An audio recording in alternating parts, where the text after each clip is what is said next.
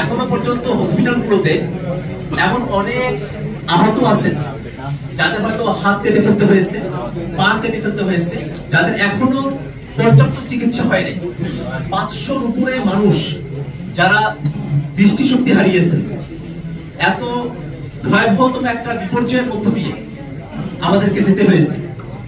একটা দীর্ঘ সময় কিন্তু অতিবাহিত হয়ে গেছে। আমরা আমাদের আহত ভাইরা যারা আছে তাদের চিকিৎসার বিষয় নিয়ে আমরা কিন্তু আমাদের হতাশার কথা জানিয়েছি। আমরা সরকারের তরফ থেকে এখন পর্যন্ত সুনির্দিষ্ট কোনো পরিকল্পনা না দেখায় আমরা আমাদের উদ্বেগের কথা আমাদের প্রেস রিলিজের মধ্যে জানিয়েছি।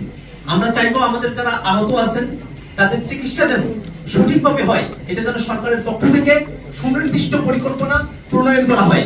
আবার একই সাথে শুধু চিকিৎসা নয়, শহীদ পরিবার যারা আছেন, এমন অনেকেই শহীদ হয়ে গেছেন যারা হয়তো সেই পরিবারের একমাত্র উপার্জনক্ষম ব্যক্তি ছিলেন।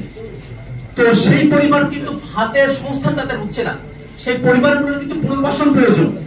যারা পঙ্গু হয়েছেন তাদের কিন্তু সারা জীবনের জন্য তাদের লাইভলিহুড অর্জন করার মতো ব্যবস্থাপনা প্রয়োজন। এই প্রত্যেকটা বিষয়ে এবং শহীদদেরকে, আহতদেরকে আমরা যেন স্মরণীয় করে রাখতে পারি, তাদের আকাঙ্ক্ষাকে জিগিয়ে রাখতে পারি, সেই ব্যাপারেও সরকার কতটুকু উদ্যোগী ভূমিকা পালন করছে সেই ব্যাপারেও আমরা আমাদের পর্যবেক্ষণ কিন্তু জারি রেখেছি।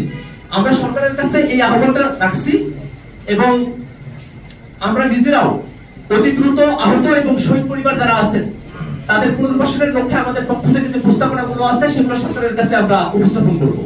গণহারে মানুষের নামে মামলা দেওয়ার যে সংস্কৃতি, সেখান থেকে আমরা বের হয়ে আসার পক্ষে আমরা জাতীয় নাগরিক কমিটির পক্ষ থেকে একটা আইন বিষয়ক সেল আমরা গঠন করেছি। যে আইন বিষয়ক সেল এই যে সময়টাতে যারা আহত হলেন, যারা নিহত হলেন, শহীদ হলেন, তাদের পরিবারের পক্ষ থেকে যারা মামলা করতে চান তারা আমাদের এই আইন সেলের সাথে যোগাযোগ করবেন।